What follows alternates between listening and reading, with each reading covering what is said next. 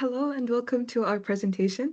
First, we'd like to thank our managers and the company for taking the time to listen to our concerns and possible solutions. On our agenda today, if you could switch the slides, we will be discussing MVC architectural pattern, Django as an MVC, why we recommend agile development, and collaboration in Git. Okay, so the MVC architectural pattern, otherwise known as the model view controller pattern, is a software design pattern that follows a layered approach and divides the system into three component, model, view, and controller. And all of these three components interact with one another. So the model component basically manages the system's data and responds to data requests from the controller. And then the view component handles how data is presented to the user. And lastly, the controller component manages users' interaction and acts as the intermediary between the model and view. And as you can see in these two diagrams, the bottom one is kind of like a more generalized, overarching information about like how the three components interact with one another. And then in the top image, it's a more specific diagram that goes into specific details about like what each component does and like specifically how they interact with each other. So Django specifically is based around the model view controller architecture, but in Django specifically, it's the model view template structure.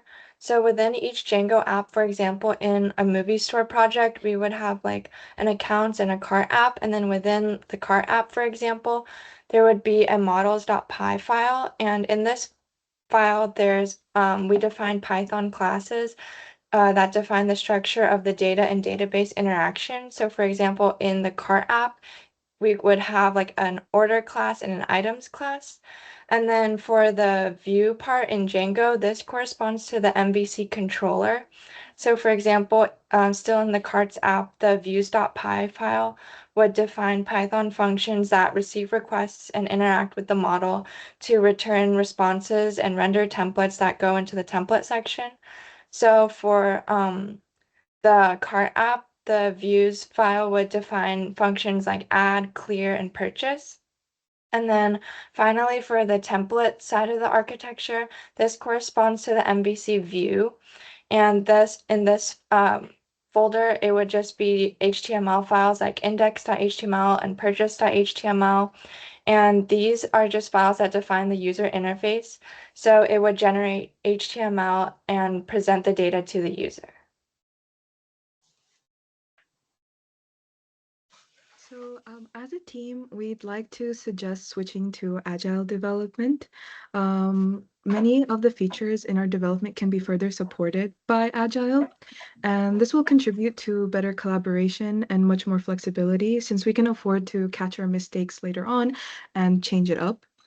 Most importantly, thanks to this flexibility, Agile can allow our customers to feel like they're part of the development process, which honestly would encourage them to continue returning to our company for future projects.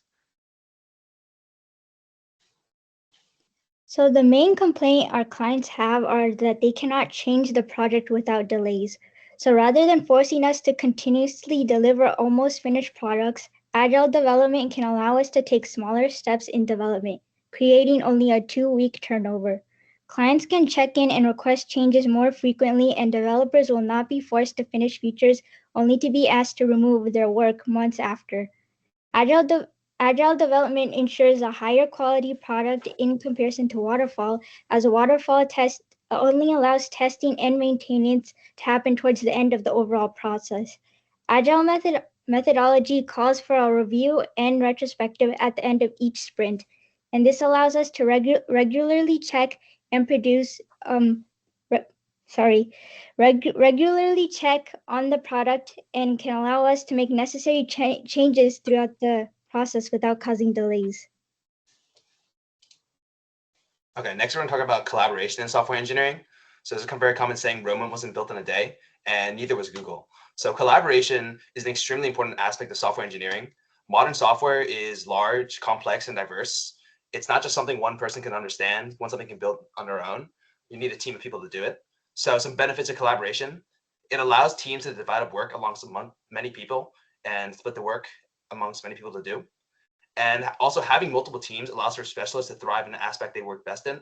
So instead of having groups of teams do front end, back end, and full stack, where every single individual is specialized and better at doing front end, back end, full stack, makes a better product overall. And lastly, additional minds can mean more novel ideas, more input, more feedback, and more ability to iterate. This can lead to fewer bugs, improve code quality and design, and ultimately improve the product as a whole. So the most common way teams collaborate using version control systems. Version control systems like Git can keep an entire history of a project, every single edit made by every person at every time.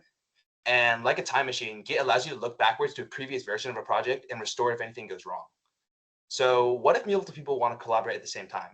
Imagine three people on the keyboard three people are typing on the keyboard all at the same time, all trying to make changes to one file. It would be a mess and everyone would be typing over each other. That's why there's tools like GitHub and GitLab, cloud-based apps that are built in Git that allow for multiple people to contribute to a project without stepping over each other at the same time. And then this is a typical workflow, the most important aspects of Git or GitHub. So you can branch, you can create an alternate version of a project separate from the main. You can use this to implement new features or handle new bugs. You can merge the branch, which combines the branch into one main project. And then Git will automatically update and handle inconsistencies, and conflicts can be handled by the developer. You can do a pull, which is a request to merge your completed branch into the main branch. These can be reviewed, approved, denied. And then you can blame. It shows the exact edit history of everything. It's just the person, the time, the message. This is how you find out the who did it, the why, when they did it, and the why they did it. And then automation. There's CI/CD, constant integration and constant deployment, to always have something up and running, which keeps production code automatically up to date.